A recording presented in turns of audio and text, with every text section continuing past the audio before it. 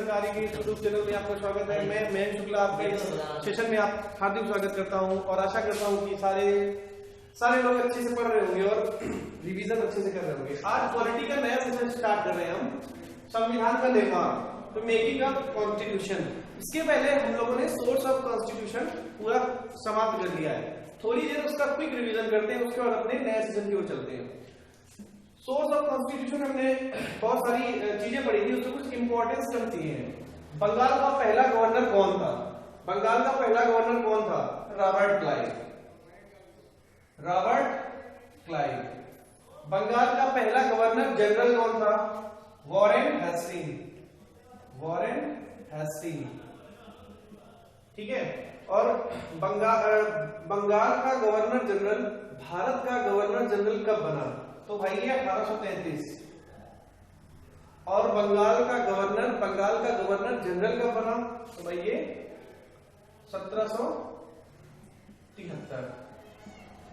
और बंगाल का governor general, Bharat का गवर्नर जनरल 1833 में बना। ऐसा बनने वाला पहला व्यक्ति कौन था? Lord William Bentinck. इसके बाद तीसरा टर्म इसमें आता है कि भारत का गवर्नर जनरल, भारत का वायसराय कब बना? तो वो आता है अपना 1858। और ऐसा बनने वाला पहला व्यक्ति, मतलब भारत का गवर्नर जनरल से भारत का वायसराय बनने वाला पहला व्यक्ति कौन था? Lord Canning. Lord Canning. ये तो आपके इंपॉर्टेंट टर्म्स होते हैं। एक सीरीज में बनती है ईस्ट इंडिया कंपनी की। ईस्ट इंडिया कंपनी भारत में कब आई थी? 1600 ईस्वी। 1600 ईस्वी, ठीक है। ईस्ट इंडिया कंपनी भारत में 1600 ईस्वी में आई थी, है ना। और ईस्ट इंडिया कंपनी का आंशिक रूप से व्यापार करना कब बंद किया गया? 1813 में। 1813 में इसका आंशिक रूप से व्यापार बंद हुआ, लेकिन 20 वर्षों की रेस ने चीन और पूर्वी देशों के साथ चाय के व्यापार को जारी रखा। इसमें दूसरा टर्म बनता है कि ईस्ट इंडिया कंपनी का व्यापार पूर्णतया कब प्रतिबंधित हो गया? तो वो 1833। 1833 में इसका पूरा व्यापार खत्म हो गया। इसके बाद ईस्ट इंडिया कंपनी के हाथ से शासन सत्ता कब छीन ली गई? तो वो 1858। 1858 में ईस्ट इंडिया कंपनी के हाथों से शासन छीनकर क्राउन के हाथों में दे दिया गया।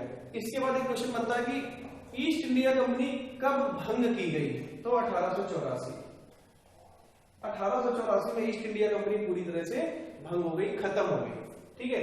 एक इसमें फैक्ट बनता है गवर्नर जनरल से ही कि गवर्नर जनरल, भारत सचिव का पद कब आया था? भारत सचिव का पद कब आया? तो वो 1858 ईस्वी में, ठीक है। इसके बाद फैक्ट बनता है कि बंगाल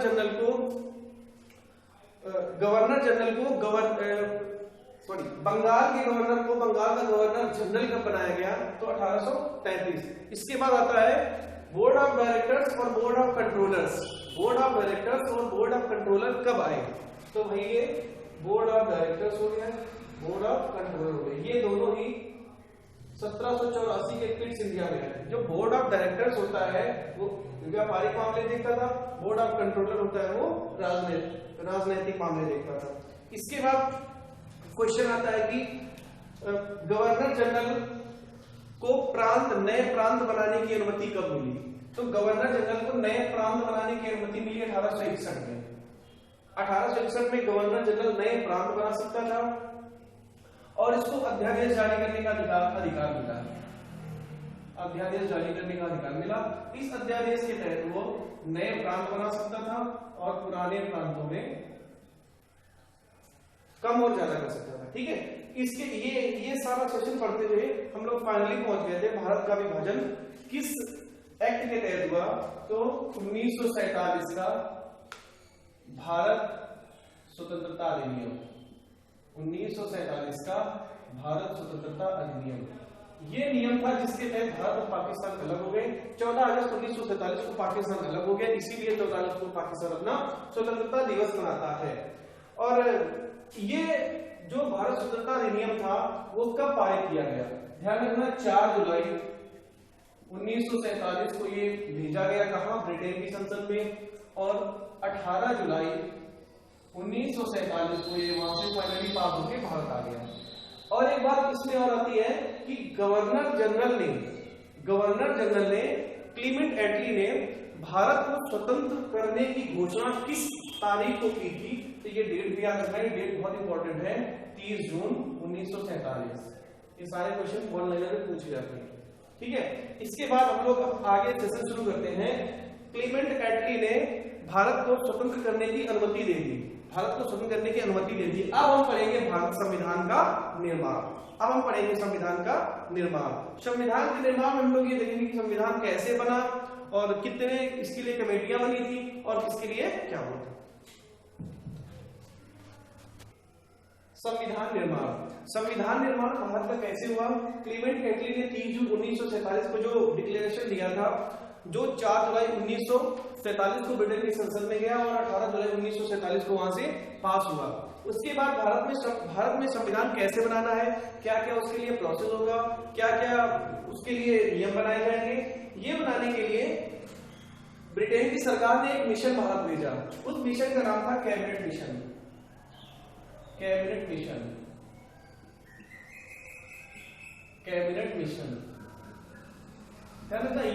मिशन भारत में मार्च 1946 में आया। अगर लिखो तो 22 मार्च 1946। ये कैबिनेट मिशन भारत में 22 मार्च 1946 को आया था, जिसका मेन काम था भारत के लिए संविधान सभा बनाना। ध्यान रखना, कैबिनेट मिशन के दो काम थे। कैबिनेट मिशन के दो काम थे, एक तो भारत के लिए संविधान बनाना और एक भारत को विभाजित करना। कैबिनेट मिशन के कितने काम थे? दो। एक भारत के लिए संविधान बनाना, दूसरा भारत को विभाजित करना। भारत को विभाजित करके भारत और पाकिस्तान नाम की दो रियासतें बनाना। ध्यान रखना, पाकिस्तान का नाम 1940 में चौधरी रहमत अली ने दिया था और उसके बाद 1946 और 1947 में लगातार इसकी मांग बढ़ती रही। उस बढ़ती हुई मांग को देखने के बाद ये ब्रिटेन की सरकार ने ये डिसीजन लिया था कि भारत का विभाजन जरूरी है। अगर भारत का विभाजन नहीं हुआ तो यहाँ पे सांप्रदायिक दंगे होंगे, सांप्रदायिकता फैलेगी, जिसको कंट्रोल करना बहुत मुश्किल होगा। उसके लिए इन्होंने कैबिनेट मिशन को भारत भेजा, जो 22 मार्च 1946 को भारत आया। इसके दो काम थे, पहला संविधान बनाना,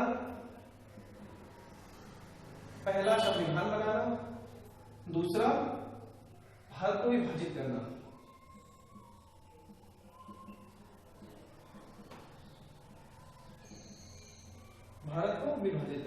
जब कैबिनेट मिशन ने अपनी संस्तुति दी तो उसमें संविधान बनाने के लिए कैबिनेट मिशन ने संविधान सभा को बनाया।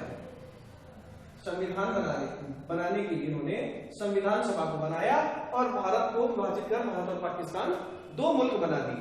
ठीक है, इसके बाद ये बोला गया कि भाई जब भारत और पाकिस्तान में विभाजन हुआ तो ये घोषणा की गई कि भाई जिसको पाकिस्तान जाना है वो पाकिस्तान चला जाए और जिसको भारत में रहना है वो भारत में रहे। ठीक है, तो वो सब हिस्ट्री का सब्जेक्ट हो जाएगा, वो हम लोग मॉडर्न हिस्ट्री पढ़ेंगे।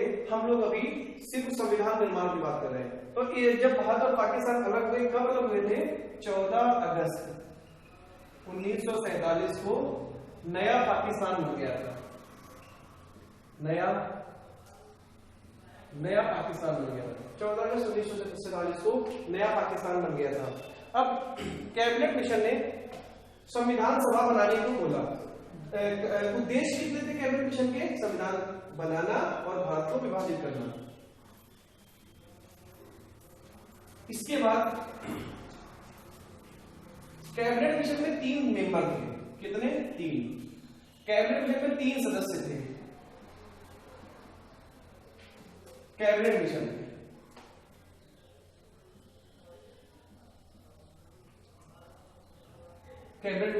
जो 22 मार्च 1946 को आया, उसमें 3 सदस्य थे। कौन कौन? क्रिप्स, लॉरेंस और Alexander. Stafford Cripps, Patrick Lawrence और एबी अलेक्जेंडर। 3 सदस्य थे। क्वेश्चन पूछा जाता है कि कैबिनेट मिशन में कितने सदस्य थे? तो 3। Stafford Cripps, sir Patrick Lawrence और एबी अलेक्जेंडर। याद रखना, एबी अलेक्जेंडर इनका अध्यक्ष था। अलेक्जेंडर अध्यक्ष था, एबी अलेक्जेंडर अध्यक्ष था। और जो पेंटिक लॉरेंस था वो भारत सचिव था, उस समय भारत सचिव था। और जो अलेक्जेंडर था वो अध्यक्ष था, और वो ब्रिटेन में एक नेवी का प्रधानमंत्री था, नेवी का प्रधान था। और लॉरेंस भारत के सचिव थे, ठीक है। इसके बाद 3 मेंबर भारत आए। इन्होंने क्या किया, इन्होंने संविधान सभा बनाने की बात कही। 3 सदस्यों ने बोला कि भाई संविधान, भारत में संविधान को बनाने के लिए संविधान सभा बनाई जाएगी। अब संविधान सभा का निर्माण किया गया जिसमें 389 मेंबर थे। ध्यान रखना, संविधान सभा में कितने सदस्य थे, 389। जब 389 सदस्य थे उसमें से 292, 93 और 4, ये हम लोग इसका 389 का डिवाइडेशन करते हैं। जब पहले चुनाव हुए थे 1946 में तो 389 सीटों पे हुए थे, और जिसमें 292 सीटें थी ब्रिटिश प्रांतों से,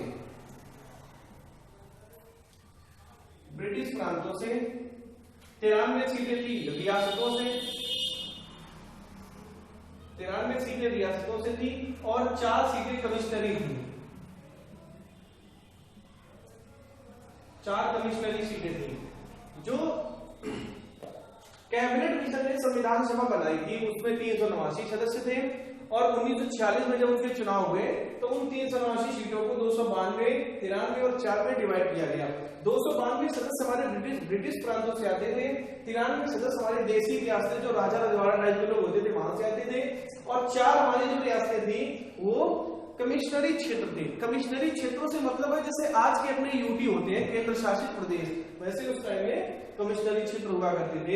ये 4 कमिश्नरी क्षेत्र कौन से थे, आपसे क्वेश्चन पूछा जाता है। तो ये 4 कमिश्नरी क्षेत्र थे बलूचिस्तान, अजमेर,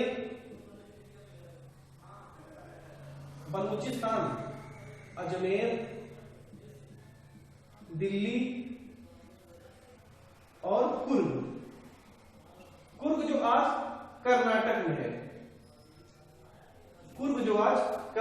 है, बलूचिस्तान जो पाकिस्तान का प्रांत है, पश्चिमी ओर भारत के, अजमेर जो राजस्थान में है, और दिल्ली जो आज की अपनी दिल्ली है, और कुर्ग जो कर्नाटक में है। ये 4 कमिश्नरी क्षेत्र थे।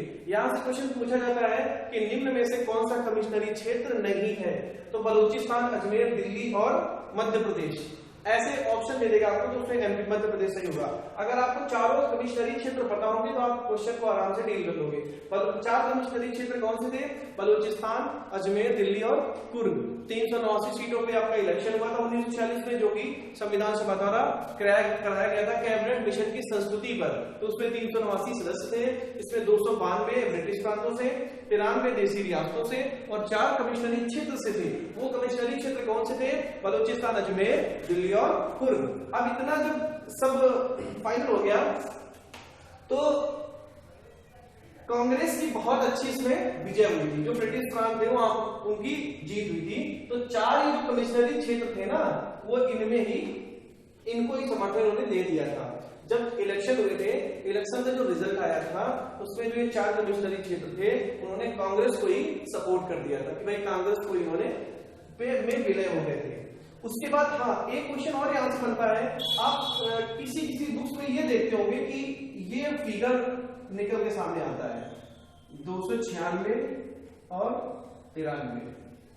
कहीं किसी बुक्स में आप ये भी पढ़ते होंगे और किसी बुक्स में ये पढ़ते होंगे। तो दोनों में अंतर ये है कि ये वाला जो डाटा है, ये वाला पूरा सबको अलग अलग डिफाइन किया गया है, और ये वाला जो डाटा होता है ना, ये निर्वाचित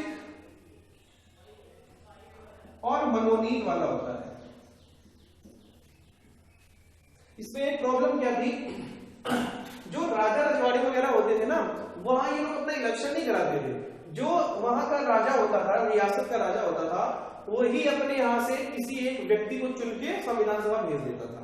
यहाँ इलेक्शन नहीं होते थे, बट यहाँ और यहाँ इलेक्शन होते थे। है ना, इलेक्शन, निर्वाचन और मनोनयन में यही अंतर होता है कि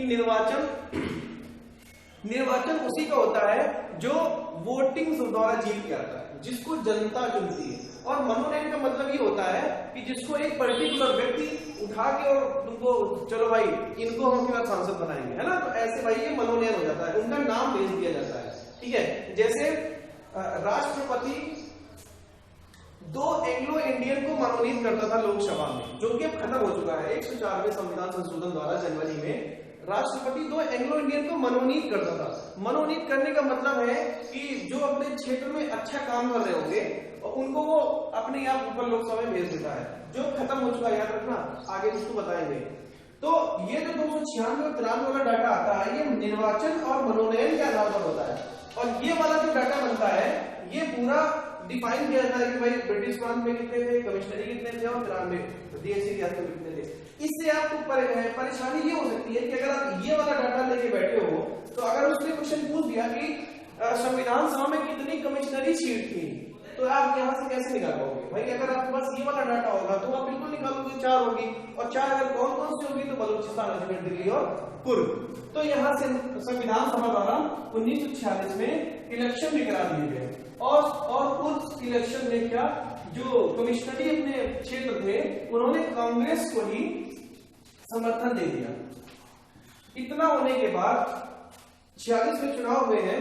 इस चुनाव से मुस्लिम लीग बहुत परेशान हुई, बुरी तरह मुस्लिम लीग की हार हुई, और उसने पाकिस्तान बनाने की मांग बहुत तेज कर दी, बहुत तेज कर दी भाई अब हमको पाकिस्तान बनाना ही बनाना है, और जल्दी से जल्दी बनाना है। क्योंकि भाई मुस्लिम लीग के जो जिन्ना साहब थे वो ये देख रहे थे कि जो संविधान, अच्छा और एक बात भाई, कैबिनेट मिशन के काम 2 काम हमने आपको बताए थे, एक तो संविधान बनाना, एक संविधान बनाना, और दूसरा था भारत को विभाजित करना, भारत को विभाजित करना। जिन्ना साहब ने जब देखा कि भाई पूरा जो कैबिनेट मिशन है वो संविधान बनाने पे ही काम कर रहा है, भारत को विभाजित करने की कहीं अभी पहुंच ही नहीं हो रही है, बात ही नहीं हो रही है, और संविधान बनाने के लिए उन्होंने संविधान सभा भी बना दी, इलेक्शन भी करा लिया, जिसमें हमारी पूरी तरह से हार भी हो गई। तो इन्होंने क्या किया भाई, बहुत नाराजगी दिखाई, और जो हमारे 3 मेंबर थे कैबिनेट मिशन के, स्टेफोर्ड क्रिप्स, पैट्रिक लॉरेंस और एबी अलेक्जेंडर, जिसमें अध्यक्ष कौन था, एबी अलेक्जेंडर, उनसे मुस्लिम लीग के व्यक्ति मिले, जिन्ना साहब मिले, और उन्होंने कहा कि आपके जो 2 उद्देश्य थे जिनको लेके आप इंग्लैंड से भारत आए थे, उनमें आप एक उद्देश्य को लेके काम कर रहे हैं, बट आप दूसरा उद्देश्य नहीं देख रहे हैं, ऐसा आप क्यों कर रहे हैं? तो भाई उन तीनों व्यक्तियों ने कहा नहीं भाई हम आपकी बात भी मानेंगे और अब इस पे भी काम करना शुरू करेंगे। उसके बाद और देखना यहाँ से क्या फैक्ट निकल के आएंगे। इलेक्शन भी हो गया, 389 सीटों पे इलेक्शन हुआ, 292 ब्रिटिश प्रांतों से आए, 93 देसी रियासतों से आए, 4 कमिश्नरी क्षेत्रों से आए। तो जो 4 कमिश्नरी क्षेत्र थे वो थे बलूचिस्तान, अजमेर, दिल्ली, पूर्व। उनके बाद इन्होंने क्या किया, संविधान सभा की बैठक करना भी शुरू कर दिया, संविधान सभा की बैठकें भी शुरू कर दी। बैठकें होने लगी किसकी, संविधान सभा की। अरे जब संविधान सभा की बैठकें होने लगी, मुस्लिम लीग बहुत परेशान हो गई, अरे ये लोग क्या कर रहे हैं भाई, इनका जो दूसरा काम है भारत का विभाजन करना, क्या ये लोग इस पे ध्यान नहीं देंगे, या नेहरू एंड कंपनी मिलके इनके दूसरा जो इनका मोटो है उसको पॉलिटिक्स कर रहे हैं, या उसमें कुछ प्रॉब्लम कर रहे हैं। ये लोग यार संविधान भी बना लिया, इलेक्शन भी करा लिया, अब बैठकें भी शुरू हो गई, हमारा ये दूसरा काम कहां जाएगा विभाजन वाला। जब संविधान सभा की बैठक हुई, कब हुई, 9 दिसंबर 1946 को। याद रखना 9 दिसंबर 1946 को जो संविधान सभा की बैठक हुई थी उसमें मुस्लिम लीग नहीं गई थी। बहुत अच्छा क्वेश्चन पूछा जाता है, मुस्लिम लीग नहीं गई थी, क्यों नहीं गई थी? कारण हमने साफ साफ बता दिया है, कैबिनेट मिशन के 2 उद्देश्य थे, संविधान बनाना और भारत को विभाजित करना। भारत को विभाजित करना जो उद्देश्य था वो मुस्लिम लीग को अच्छा लग रहा था, लेकिन कैबिनेट मिशन ने इस पर ध्यान ही नहीं दिया, कुछ संविधान बनाना ही शुरू कर दिया, उन्होंने बैठकें भी शुरू कर दी। तो मुस्लिम लीग तो यार जाहिर सी बात है परेशान होगी। परेशानी की वजह से ही इन्होंने 9 दिसंबर 1946 की संविधान सभा की बैठक को अटेंड नहीं किया, संविधान सभा की बैठक को अटेंड नहीं किया। 9 दिसंबर 1946 को संविधान सभा की पहली बैठक हुई। याद रखना, संविधान सभा की जो पहली बैठक हुई थी उसमें मुस्लिम लीग नहीं गई थी, मुस्लिम लीग नहीं गई थी। अब हम संविधान सभा की जो पहली बैठक थी उससे रिलेटेड बहुत अच्छे अच्छे फैक्ट आपको बता रहे हैं। ये फैक्ट आपके टेट, सीटेट, बीएड जो जितने भी टीचिंग एग्जाम होते ना बहुत पूछे जाते हैं उसके। आप जो स्टूडेंट होंगे वो उसको समझ रहे होंगे, है ना। संविधान सभा की जो पहली बैठक थी कब हुई? 9 दिसंबर 1946, ये पहली डेट थी उसकी। इसमें कौन नहीं गया? मुस्लिम लीग, मुस्लिम लीग। अच्छा, क्यों नहीं गया ये हम अभी आपको सब कुछ बता चुके हैं। इसके बाद इसमें कितने सदस्य थे? 211। इसमें 211 सदस्य उपस्थित हुए थे, 211 सदस्य उपस्थित हुए थे, 211। ठीक है। इसमें कितनी महिलाएं उपस्थित हुई थी? 9 महिलाएं। इसमें 9 महिलाएं उपस्थित हुई थी। एकमात्र मुस्लिम महिला जो संविधान सभा की बैठक में उपस्थित हुई थी, कौन थी भाई? मुस्लिम महिला। यहां लिख देते हैं हम, मुस्लिम महिला। एकमात्र मुस्लिम, क्वेश्चन पूछा जाता है कि एकमात्र मुस्लिम महिला जो संविधान सभा में थी, बेगम रसूल। कौन थी भाई? बेगम रसूल। बहुत अच्छा क्वेश्चन है, ये सारे क्वेश्चन पूछे जाते हैं। बेगम रसूल। ये संविधान सभा की पहली बैठक हुई थी। ठीक है। 9 दिसंबर 1946, 9 दिसंबर 1946। मुस्लिम लीग नहीं आई, मुस्लिम लीग नहीं आई। कितने, अगर मुस्लिम लीग नहीं है तो भाई कितने सदस्य आए? 211। 211 सदस्य आए तो उसमें कितनी महिलाएं थी? 9। अगर 9 महिलाएं थी तो उसमें भाई स्पेशलिटी क्या थी? स्पेशलिटी ये थी कि जो एक मुस्लिम महिला थी, एकमात्र जो बेगम रसूल, वो इसमें उपस्थित हुई थी। इतने फैक्ट तो इंपॉर्टेंट आ गए। अब इसमें भाई अध्यक्ष की बात हो जाती है। अध्यक्ष, इसके पहले अस्थायी अध्यक्ष, अस्थायी अध्यक्ष, इसके पहले अस्थायी अध्यक्ष बने थे कौन? हमारे सबसे वरिष्ठ। अच्छा, ये भी क्वेश्चन पूछा जाता है कि सच्चिदानंद सिन्हा को अस्थायी अध्यक्ष क्यों बनाया गया? क्योंकि उस सारी विधानसभा में जो 389 मेंबर थे, सच्चिदानंद सिन्हा सबसे वरिष्ठ थे, सबसे उम्र दराज थे, इसलिए उनको बनाया गया था। अस्थायी अध्यक्ष हमारे बने थे सच्चिदानंद सिन्हा। ठीक है, सच्चिदानंद सिन्हा। ये तो इसके इतने फैक्ट आ गए। अब इसमें 2 आदमी थे अंग्रेज, जिसने संविधान सभा की पहली बैठक के विषय में कमेंट किए थे। वो कमेंट भी कभी कभी पूछे जाते हैं। तो सर साइमन ने इसे एक विशेष धर्म की सभा कहा। सर साइमन ने इसे एक विशेष धर्म की सभा कहा। ठीक है। विंस्टन चर्चिल, एक नाम आपने सुना होगा, विंस्टन चर्चिल। विंस्टन चर्चिल ने इसे क्या दिया था कि ये बिना शादी की दुल्हन। याद रखना भाई, ये अच्छे बहुत फैक्ट है, ये आपको बहुत कम उम्मीद है तो किताबों में मिले। बिना शादी की दुल्हन। ठीक है। संविधान सभा की जो पहली बैठक थी, इतने फैक्ट आपके सामने उपस्थित है। पहली बैठक कब हुई थी? 9 दिसंबर 1946। कौन शामिल नहीं हुई थी? मुस्लिम लीग। कितने सदस्य शामिल हुए थे? 211। कितनी महिलाएं थी? 9। मुस्लिम महिला कौन थी उसमें? बेगम रसूल। पहले अस्थायी अध्यक्ष कौन बने थे? सच्चिदानंद सिन्हा। क्यों बनाए गए थे? क्योंकि ये सारे संविधान सभा में सबसे उम्र दराज थे। और भाई कुछ कमेंट भी हुए होंगे संविधान सभा के विषय में, है ना। तो सर साइमन, ये सर साइमन वही है, साइमन कमीशन जो 1928 में भारत आए थे, है ना। उसके बारे में हम लोग नॉलेज में पढ़ेंगे। सर साइमन ने इसको एक विशेष धर्म की सभा कहा। और वो विशेष धर्म कौन था? विशेष धर्म मतलब हिंदू। मतलब इनडायरेक्टली इनके कहने का मतलब था कि जो संविधान सभा है, ये जो पहली बैठक हो रही है, विशेष धर्म की सभा है। विशेष धर्म की सभा क्यों? क्योंकि मुस्लिम लीग नहीं आई थी, इसलिए इन्होंने, सर साइमन ने ये कहा था। और विंस्टन चर्चिल ने इसको बिना शादी की दुल्हन कहा था। बिना शादी की दुल्हन क्यों कहा था इसको? क्योंकि भाई एक पहली इनकी तो खिसियाहट ये थी कि मुस्लिम लीग नहीं आई। दूसरी खिसियाहट इनकी ये थी कि डॉक्टर राजेंद्र प्रसाद बीमार थे। है ना, डॉक्टर राजेंद्र प्रसाद भी वहां नहीं थे। अब इसका हम आपको रीजन भी देंगे कि भाई डॉक्टर राजेंद्र प्रसाद क्यों नहीं थे, सच्चिदानंद सिन्हा को इमरजेंसी में अध्यक्ष क्यों बनाया गया। तो थोड़ी सी हम आपको, भाई ज्यादा अगर इसमें अंदर तक जाएंगे तो वीडियो बहुत लंबा हो जाएगा और कुछ बच्चों को बोरिंग भी लगेगा।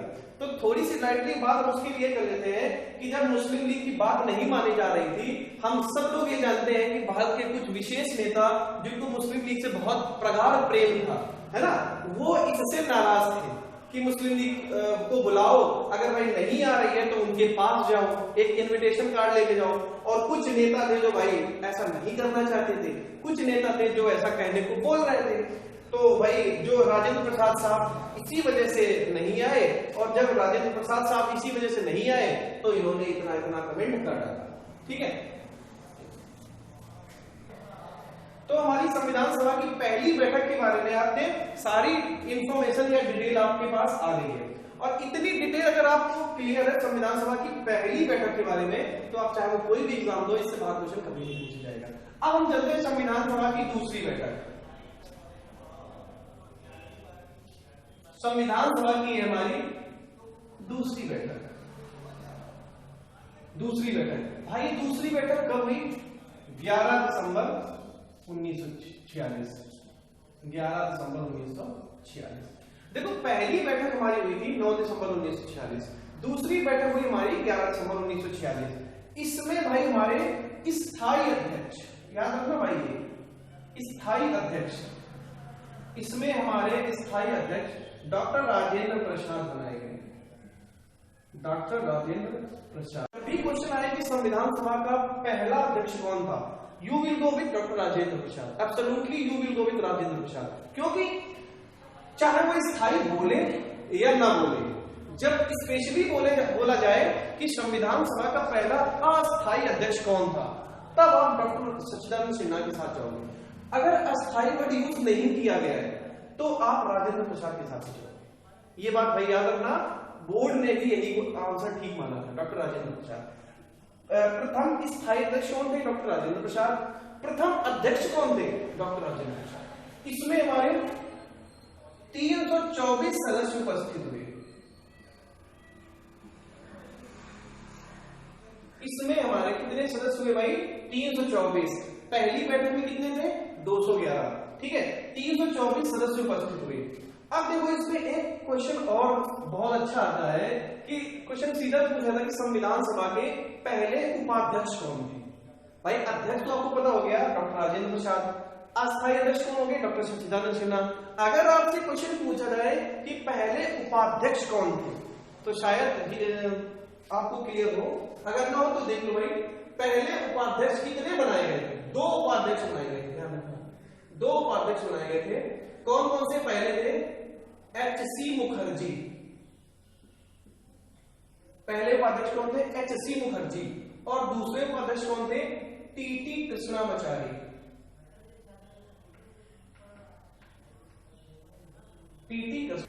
तो हमारी दूसरी जो संविधान सभा की बैठक हुई थी 11 दिसंबर 1946 को, उसमें हमारे उपाध्यक्ष थे H.C. मुखर्जी और T.T. कृष्णामाचारी। अब देखो यहां से एक चीज, अगर आप बहुत अच्छे से लेक्चर देख रहे होंगे तो एक चीज आपको क्लियर ये हुई होगी कि जो हमारे संविधान सभा के पहले अध्यक्ष हुए थे, पहले अस्थायी अध्यक्ष हुए थे डॉक्टर सच्चिदानंद सिन्हा, ठीक है। डॉक्टर सच्चिदानंद सिन्हा पहले उपाध्यक्ष थे, और आपको पता है वो वरिष्ठ भी थे, सबसे बुजुर्ग भी थे। तो भाई बुजुर्ग थे तो वो काम करने में दिक्कत होगी भाई, उनको उपाध्यक्ष की जरूरत हो सकती है, लेकिन डॉक्टर राजेंद्र प्रसाद भाई यंग थे, सच्चिदानंद सिन्हा के सामने उनको उपाध्यक्ष की क्या जरूरत है ना। तो याद रखना, ये वही कंट्रोवर्सी शुरू हो जाती है कि सच्चिदानंद सिन्हा जब हुए थे तो कोई उपाध्यक्ष नहीं था, और डॉक्टर राजेंद्र प्रसाद आए तो हमारे 2 उपाध्यक्ष वहां पे उनके सब्स्टिट्यूट में आ गए।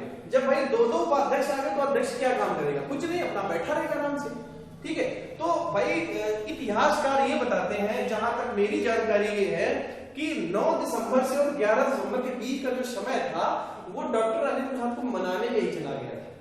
डॉक्टर राजेंद्र प्रसाद को मनाने में ही चला गया था, और फाइनली जब ये माने थे कि भाई एग्री हुए, तो उन्होंने ये हुआ कि भाई हम सिर्फ बैठ जाएंगे, कुछ करेंगे नहीं संविधान सभा, हम अध्यक्ष के तौर पर बैठ जाएंगे, कुछ वहां करेंगे नहीं। इसमें भी एग्री हुए कि भाई ठीक है आप कुछ मत करना, हमारे HC मुखर्जी और TT कृष्णामाचारी जो हम आपको 2 उपाध्यक्ष दे देंगे, आप सिर्फ बैठ जाना। आप ये भी एक समझ सकते हो कि डॉक्टर राजेंद्र प्रसाद की वैल्यू क्या है ना। आप सिर्फ बैठ जाना, 2 उपाध्यक्ष हम आपको दे देंगे, आप सिर्फ बैठ जाना, बोलते हैं ना बैठ। तो यही डॉक्टर राजेंद्र प्रसाद का भाई नाम, नेम एंड फेम था। ठीक है, संविधान सभा की पहली बैठक 9 दिसंबर 1946, दूसरी बैठक 11 दिसंबर 1946 और तीसरी बैठक हमारी संविधान सभा की हमारी तीसरी बैठक हुई थी हमारी 13 दिसंबर 1946। तीसरी बैठक हमारी 13 दिसंबर 1946 हुई थी। अब क्वेश्चन अगर आपसे पूछा जाए तीसरी बैठक में अध्यक्ष कौन था, तीसरी बैठक में अध्यक्ष कौन था, तो जाहिर सी बात राजेंद्र प्रसाद, क्योंकि वो दूसरी में ही स्थायी बना दिए गए थे ना। तो भाई तीसरी बैठक में भी अध्यक्ष कौन थे, डॉक्टर राजेंद्र प्रसाद। ये तीसरी बैठक नहीं, जितनी अच्छा संविधान सभा की टोटल कितनी बैठकें हुई थी, 12, याद रखना भाई। संविधान सभा की जो कुल बैठकें थी, संविधान सभा की कुल बैठकें कितनी हुई थी, 12। पहली 9 दिसंबर, दूसरी 11 दिसंबर, तीसरी 13 दिसंबर और 12वीं 24 जनवरी 1950। अब देखो तीसरी बैठक डॉक्टर राजेंद्र प्रसाद 13 दिसंबर 1946। तीसरी बैठक से जो निकल के बहुत अच्छे फैक्ट आ रहे हैं वो ये है कि जवाहरलाल नेहरू ने प्रस्तावना को पेश किया।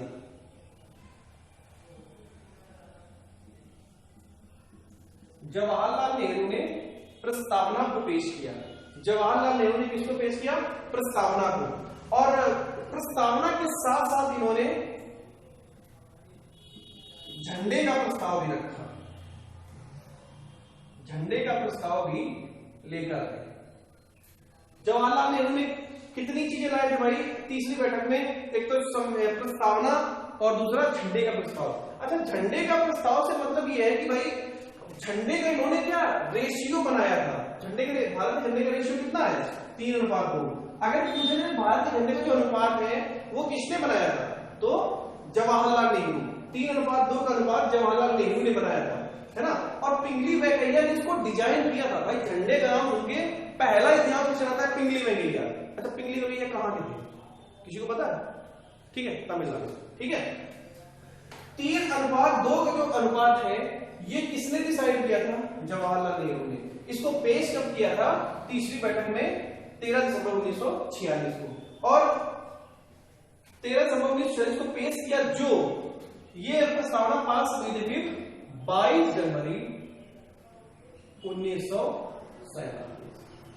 22 जनवरी 1947 को प्रस्तावना और झंडे का प्रस्ताव पूरी तरह से मान लिया गया संविधान सभा के द्वारा। हमने तीनों बैठकों को लास्ट लेक्चर में कवर किया था। ठीक है, लास्ट लेक्चर में तीनों बैठकें हुई थी, पहली, दूसरी और तीसरी। 9 दिसंबर 1946, 11 दिसंबर 1946 और 13 दिसंबर 1946। पहली बैठक के अस्थायी डॉक्टर सच्चिदानंद सिन्हा, दूसरे में डॉक्टर राजेंद्र प्रसाद और तीसरी में डॉक्टर राजेंद्र प्रसाद। दूसरे में उपाध्यक्ष थे HC मुखर्जी और TT कृष्णामाचारी। पहली में हमारे 211 मेंबर आए थे और दूसरी में 324 मेंबर आए थे। पहली जो बैठक थी उसको एक हिंदू की सभा सर साइमन ने बोला था और बिना शादी की दुल्हन चर्चिल ने बोला था। ये सारे फैक्ट। और पहली मुस्लिम महिला बेगम रसूल थी। संविधान सभा में कुल 15 महिलाएं थी। संविधान सभा में कितनी महिलाएं थी भाई, कुल 15। पहली महिला संविधान सभा जाने वाली कौन थी, अम्मू स्वामीनाथन। पहली महिला जो संविधान सभा गई, शायद ये फैक्ट नहीं हुआ था, पहली महिला जो संविधान सभा में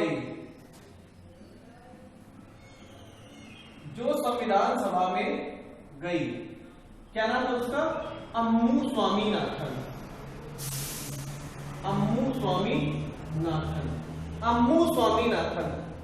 ये टोटल महिलाएं कितनी थी संविधान सभा में, 15। पहली कौन सी थी गई थी भाई, अम्मू स्वामीनाथन। आखिरी कौन गई थी भाई, ये भी क्वेश्चन पूछे जाते हैं सारे वन लाइनर में। आखिरी महिला कौन थी भाई, विजयालक्ष्मी पंडित। आखिरी महिला थी हमारी विजयालक्ष्मी पंडित। ठीक है, एसटी के लिए 33 सीटें रिजर्व थी संविधान सभा में, और पहली मुस्लिम महिला कौन थी? बेगम रसूल, जो हमारी पहली संविधान सभा में आई थी। तो टोटल महिलाएं 15, पहली अम्मू स्वामीनाथन, आखिरी विजयलक्ष्मी पंडित, एकमात्र मुस्लिम बेगम रसूल। टोटल एसटी कितने थी? 33। ठीक है, और पूरी तीनों बैठकों के बारे में हमने लास्ट लेक्चर में कवर कर लिया है। ठीक है, इससे बाहर कोई भी क्वेश्चन आपकी संविधान सभा की बैठकों से नहीं जा सकता।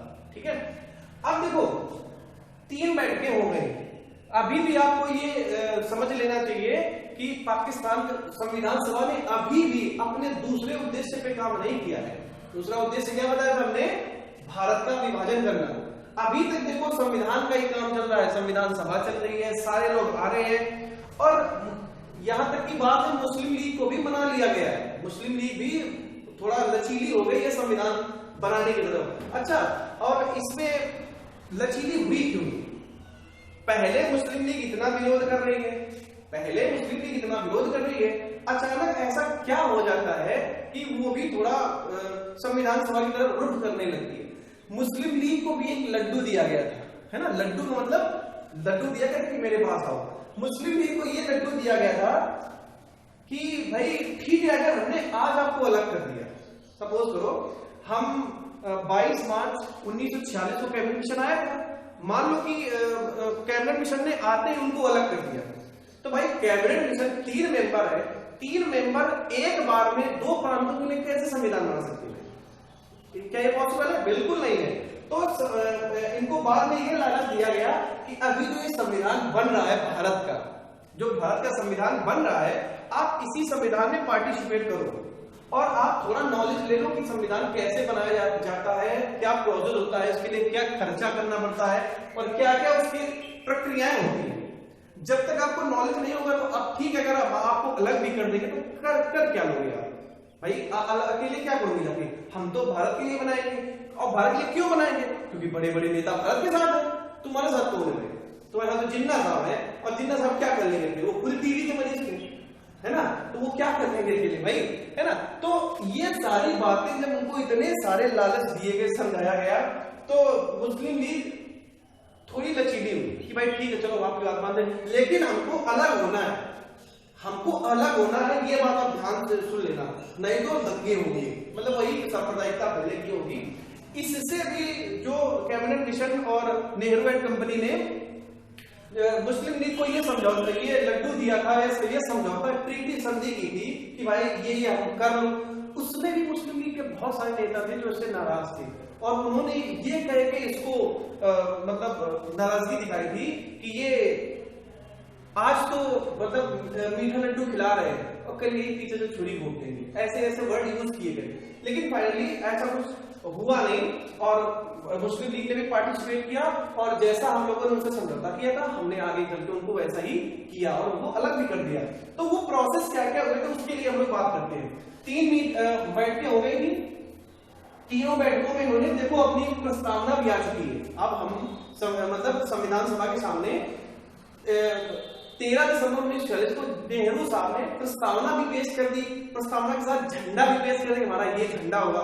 मतलब भारत के लिए एक रास्ता पूरी तरह से खुल चुका था, पाकिस्तान को दूर दूर तक अभी आस भी नहीं थी। अब यहां से संविधान सभा बन गई, संविधान सभा बन गई, संविधान सभा बन गई, और संविधान सभा जब बनी तो उसकी बैठकें भी होने लगी, और संविधान बनाने की तरफ इन्होंने काम करना शुरू कर दिया। अब यहां से एक बहुत अच्छा फैक्ट निकल के ये आता है कि संविधान सभा के कितने उद्देश्य थे। जो संविधान सभा बनाई गई थी वो उसके कितने उद्देश्य थे, किन किन कामों के लिए संविधान सभा को बनाया गया था। तो याद रखना, इनके भी 2 उद्देश्य थे, 2 कौन से? एक पहला उद्देश्य भाई वही पुराना संविधान बनाना, संविधान बनाना। दूसरा उद्देश्य ये था उस टाइम भारत को चलाना, भारत को चलाना।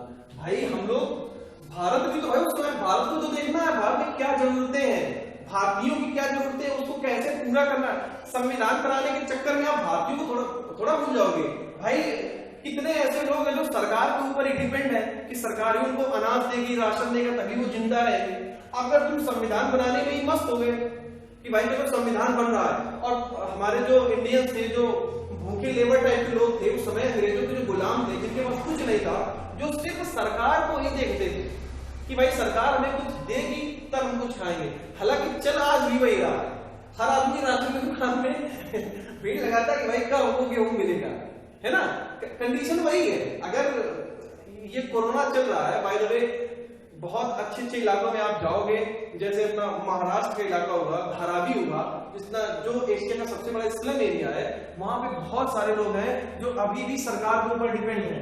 बहुत ऐसे एसटी लोग हैं, हमारे आदिवासी लोग हैं जो सरकार के ऊपर डिपेंड है ना। जब सारी कैलेमिटीज आती है, अभी बिहार में देखो बाढ़ चल रही है, असम में बाढ़ चल रही है, ऊपर से एयरफोर्स पैकेट फेंक रही खाने की, तब आदमी वहां जिंदा है ना।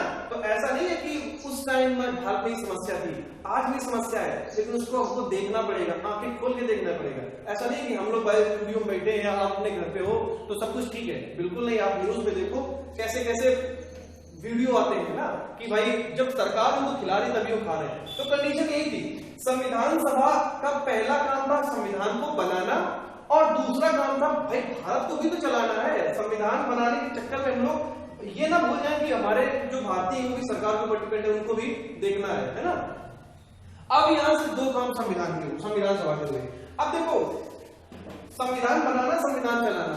संविधान को बनाने में अध्यक्षता किसने की थी और संविधान को चलाने में अध्यक्षता किसने की थी, ये बहुत अच्छा यहां से फैक्ट निकल रहे हैं। देखना, जो संविधान बनाना भी पढ़ चुके हैं। संविधान सभा अध्यक्ष कौन थे हमारे?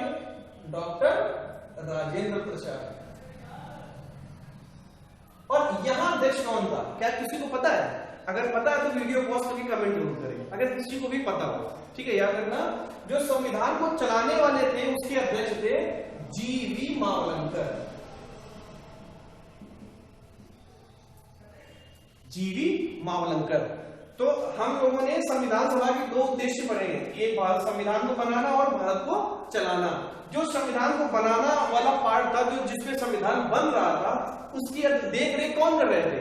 डॉक्टर राजेंद्र प्रसाद। और जो भारत को चलाने में देख रेख थी वो कौन कर रहे थे? जीवी मावलंकर। इसका मतलब ये है कि उस समय जीवी मावलंकर ही भारत को चलाने की अध्यक्षता कर रहे थे। अगर किसी अध्यक्ष है तो हर चीज के लिए अध्यक्ष रिस्पॉन्सिबल होता है। भाई अगर कोई भी कमेटी बनी है, कोई भी एक ऑर्गेनाइजेशन है, उसमें कोई भी प्रॉब्लम आती है तो उसका रिस्पॉन्सिबल कौन होता है? उसका अध्यक्ष। तो इसका मतलब ये कि भारत को चलाने में अगर कोई भी प्रॉब्लम हो रही है, कोई भी दिक्कत आ रही है, कोई भी शिकायत जा रही है, तो रिस्पॉन्सिबल कौन होगा? जीवी मावलंकर। संविधान को बनाने में कुछ दिक्कत आ रही है, कुछ परेशानी हो रही है, कुछ लड़ाई झगड़ा हो रहा है, कुछ सांप्रदायिकता फैल रही है, कुछ गरीब अनाथ और असहाय लोगों को परेशानी हो रही है, तो उसके लिए रिस्पॉन्सिबल कौन होगा? डॉक्टर राजेंद्र प्रसाद। ठीक है। तो संविधान सभा के कितने कार्य थे? दो। ऐसे ही कैबिनेट मिशन के अपने कितने कार्य बनाए थे भाई? दो। कैबिनेट मिशन के भी दो कार्य थे, संविधान को बनाना और संविधान को बनाने के लिए संविधान सभा बनाना और भारत को विभाजित करना। तो दोनों के दो उद्देश्य हो गए। ठीक है। तो संविधान को बनाने के अध्यक्ष थे हमारे राजेंद्र प्रसाद और संविधान को चलाने में अध्यक्ष हमारे जीवी मावलंकर। इसी में इसको नॉर्मली भाषा बोल देते हैं कि संविधान सभा के दिन में अध्यक्ष कौन थे? डॉक्टर राजेंद्र प्रसाद। और संविधान सभा के रात में अध्यक्ष कौन थे? तो जीवी मावलंकर। अच्छा, यहां से इतने सारे फैक्ट आ गए। अब गांधी जी कहां है इसमें? क्या गांधी जी संविधान सभा के सदस्य थे? बिल्कुल नहीं थे। गांधी जी का संविधान सभा से कोई लेना देना नहीं था। याद रखना, गांधी जी संविधान सभा के मेंबर नहीं थे। अगर ठीक क्वेश्चन पूछा जाता है कि अगर गांधी जी संविधान सभा के मेंबर नहीं थे तो संविधान के किस अनुच्छेद में गांधी जी को देखा जा सकता है? क्वेश्चन पूछेगा ये कि संविधान के किस अनुच्छेद में गांधी जी को आप देख सकते हो? तो अनुच्छेद 40। अनुच्छेद 40, ठीक है। ग्राम अनुच्छेद पंचायती राज, अनुच्छेद 40 है पंचायती राज। अनुच्छेद 40 में आप गांधी जी का एक रूप देख सकते हो। अनुच्छेद 40 में आप गांधी जी का एक रूप देख सकते हो। ठीक है। तो संविधान सभा के दो हमारे कार्य थे, संविधान को बनाना और संविधान भारत को चलाना। अब देखो, संविधान सभा की हमारी तीसरी बैठक हुई थी 13 नवंबर 1946 और उसमें प्रस्तावना को पेश किया गया था किसने? जवाहरलाल नेहरू के द्वारा। जब जवाहरलाल नेहरू ने प्रस्तावना को पेश किया प्रस्तावना में भारत कितनी बार है, भारत की प्रस्तावना में भारत का यूज कितनी बार किया गया है, 2 बार, ठीक है। उसके बाद 26 नवंबर 1949, 26 नवंबर 1949 को हमारा संविधान अंगीकृत किया गया। 26 नवंबर 1949 को हमारा संविधान अंगीकृत किया गया और उसी दिन हमारे 16 अनुच्छेद, याद रखना भाई 15 नहीं, 16 अनुच्छेद, जहां 15 लिखा हो वो गलत है ना। 16 अनुच्छेद लागू हुए, 16 अनुच्छेद लागू हुए और 26 जनवरी 1950 को, 26 जनवरी 1950 को सभी अनुच्छेद मतलब 395 लागू हुए। अब देखो ये लिखा कहां है, संविधान का आर्टिकल 393 और संविधान का आर्टिकल 394। संविधान की जो 2 आर्टिकल है ना, 393 और 394, इसमें एक क्लियरली लिखा हुआ है कि संविधान के आर्टिकल 393 में लिखा है कि 26 नवंबर 1949 को संविधान के 15 अनुच्छेद लागू कर दिए गए। देखो ये 393 में ये लिखा है कि संविधान सभा के 15 अनुच्छेद लागू हुए, इसमें लिखा है कि ये भी तो इसमें ऐड होगा ना, 15 हो, ठीक है। बाकी 394 में लिखा है कि संविधान के सभी 395 अनुच्छेद 26 जनवरी 1950 को लागू हुए, ये संविधान के अनुच्छेद 394 में लिखा है, ठीक है। तो इतने 2 फैक्ट, 26 नवंबर 1949 को कितने आर्टिकल लागू हुए, 16, 15 नहीं भाई, याद रखना 16 है। 16 क्यों है, क्योंकि आर्टिकल 393 में क्लियरली लिखा हुआ है कि 15 अनुच्छेद लागू हो गए और 26 जनवरी 1950 को सभी 395 अनुच्छेद लागू हुए। ये कहां लिखा है, आर्टिकल 394, आर्टिकल 394 में ये लिखा है। इसके बाद हम लोग सुनते हैं संविधान को बनने का प्रोसेस, बनने की प्रक्रिया। हमारे भारत के संविधान को बनाने के लिए याद रखना 14 समितियां बनी थी। कितनी समितियां बनी थी भाई, 14 समितियां बनी थी भाई। वो हमने बीच में क्वेश्चन इसलिए बता दिया था क्योंकि एक बच्चे ने कमेंट किया था कि संविधान में कितने अनुच्छेद लागू हुए थे और कितने कब लागू हुए, उसलिए हमने उसको बीच में बता दिया था, ठीक है। 14 समितियां बनी थी संविधान को बनाने के लिए, जिसमें सबसे बड़ी समिति कौन थी भाई, प्रारूप समिति। प्रारूप समिति सबसे बड़ी थी, है ना। इसका दूसरा नाम है मसौदा समिति, इसका दूसरा नाम है मसौदा समिति।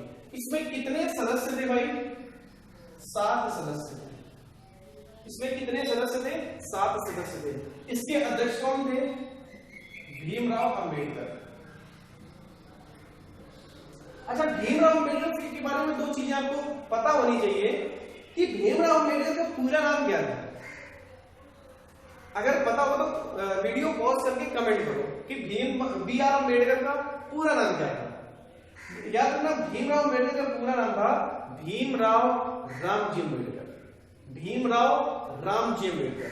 ये BR अंबेडकर का पूरा नाम है भीमराव रामजी अंबेडकर। इसके बाद एक इसमें भीमराव अंबेडकर साहब में एक बहुत अच्छा फैक्ट है कि इन्होंने मरते समय बौद्ध धर्म को अपना लिया। मरते समय बौद्ध धर्म को अपना लिया था। MP में इनका जन्म हुआ है ना, भीमराव रामजी अंबेडकर। मरते समय इन्होंने बौद्ध धर्म को अपनाया था, ठीक है। तो हमारे इसके सदस्य कौन थे, BR अंबेडकर। याद रखना, BR अंबेडकर को डॉक्टर राजेंद्र प्रसाद ने, BR अंबेडकर को डॉक्टर राजेंद्र प्रसाद ने संविधान सभा का पायलट कहा था। BR अंबेडकर को डॉक्टर राजेंद्र प्रसाद ने संविधान सभा की तीसरी बैठक 24 जनवरी 1950 को संविधान सभा का पायलट कहा था। उन्होंने ये कहा था कि बिना भीमराव अंबेडकर को हम संविधान रूपी जहाज को नहीं उड़ा सकते हैं, इसलिए BR अंबेडकर हमारे पायलट हुए। BR अंबेडकर को हम लोग आधुनिक मनु भी बोलते हैं, आधुनिक मनु भी बोलते हैं, ठीक है। ये अभी इसके बाद वाली क्लास हम BR अंबेडकर की पूरी ले लेंगे, वो सारे फैक्टों को पता हो जाएंगे। ये भारत के भीमराव अंबेडकर भारत के पहले कानून मंत्री थे। पहले कानून मंत्री थे, और पहले कानून मंत्री ऐसे भी थे जिन्होंने अपने पद से इस्तीफा भी दे दिया था। भीमराव अम्बेडकर ने अपने पद से इस्तीफा भी दे दिया था, कानून मंत्री के पद से उन्होंने इस्तीफा दिया था। सिर्फ एक ऐसा व्यक्ति हुआ जिसने कानून मंत्री के पद से इस्तीफा दिया था, वो हमारे भीमराव अम्बेडकर। इस्तीफा क्यों दिया था, इस पे भी हम लोग डिटेल में चर्चा करेंगे। एक बिल था Hindu civil code, Hindu civil code की वजह से इन्होंने इस्तीफा दिया था। अब वो बिल क्या है, उसमें क्या प्रोसेस है, हम लोग फिर डिस्कस करेंगे, ठीक है। तो हमारे संविधान सभा को बनाने के लिए 14 समितियां बनी। सबसे बड़ी प्रारूप थी, इसका दूसरा नाम मसौदा समिति था। 7 सदस्य भीमराव अम्बेडकर इसके अध्यक्ष थे। याद रखना, जो हमारे जितने मेंबर थे ना संविधान को बनाने के लिए, उन्होंने 60 देशों की यात्रा की, 60 देशों की यात्रा की थी, है ना। 60 देशों की यात्रा की थी और लगभग 2 वर्ष 11 माह और 18 दिन, 2 वर्ष 11 माह और 18 दिन लगे थे संविधान को बनाने में। या कभी कभी लगभग 3 वर्ष भी लिख के आता है, लगभग 3 वर्ष भी लिख के आता है, तो वो भी सही हो जाता है। 2 वर्ष 11 माह 18 दिन या लगभग 3 वर्ष। तो ये इतनी कमेटियां बनी थी और ये हमारी प्रोसेस हुआ था। और सबसे बड़ी कमेटी थी, याद रखना, सबसे बड़ी जो मसौदा समिति या प्रारूप समिति, सबसे बड़ी समिति, ठीक है। हमारे संविधान को बनाने के लिए जो समितियां बनी थी, समितियां, तो कौन कौन सी समितियां थी जो इंपॉर्टेंट है। एक थी संघ शक्ति समिति, संघ शक्ति समिति। एक थी प्रारूप समिति, एक थी संघ संविधान समिति, संघ संविधान समिति। एक थी मूल अधिकार और अल्पसंख्यक समिति, मूल अधिकार और अल्पसंख्यक समिति, ठीक है। एक थी झंडा समिति,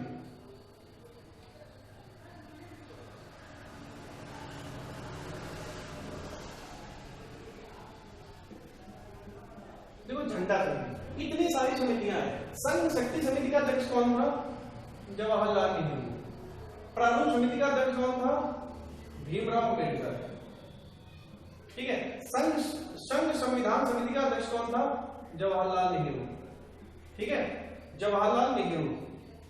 मूल अधिकार और अल्पसंख्यक समिति का अध्यक्ष कौन था, पटेल, वल्लभ भाई पटेल। झंडा समिति का अध्यक्ष कौन था, जेबी। इसमें सबसे बड़ी समिति थी हमारी प्रारूप समिति, जिसमें 7 सदस्य थे, 7 सदस्य थे। आप देखो ये तो समितियां हो गई। इसके बाद हमारा आता है कि संविधान सभा द्वारा स्वीकृति किसको कब कब दी गई। तो संविधान सभा द्वारा स्वीकृति, देखो राष्ट्रगान कब बनाया गया, 24 जनवरी 1950, 24 जनवरी 1950, ठीक है। राष्ट्रगीत कब अपनाया गया, 24 जनवरी 1950। ये हम लोग बात कर रहे हैं कि संविधान सभा द्वारा स्वीकृति जिनको मिली है। वैसे तो 1911 में पहली बार गाया गया था और वो 1896 में पहली बार गया था कलकत्ता अधिवेशन में, है ना। लेकिन हम लोग संविधान सभा, स्पेशली संविधान सभा द्वारा जो स्वीकृति मिली थी, राष्ट्रगान को 24 जनवरी 1950, राष्ट्रगीत को 24 जनवरी 1950 और झंडा को 22 जुलाई 1947 को झंडा की स्वीकृति मिली थी। राष्ट्रगान की हमारी 24 जनवरी 1950 को मिली थी, राष्ट्रीय गीत की हमारी 24 जनवरी 1950 को मिली थी, 24 जनवरी 1950 को मिली थी। और प्रारूप समिति का अध्यक्ष कौन था, अम्बेडकर। कितने समितियां बनी थी, 14, और प्रारूप समिति में सदस्य कितने थे, 7।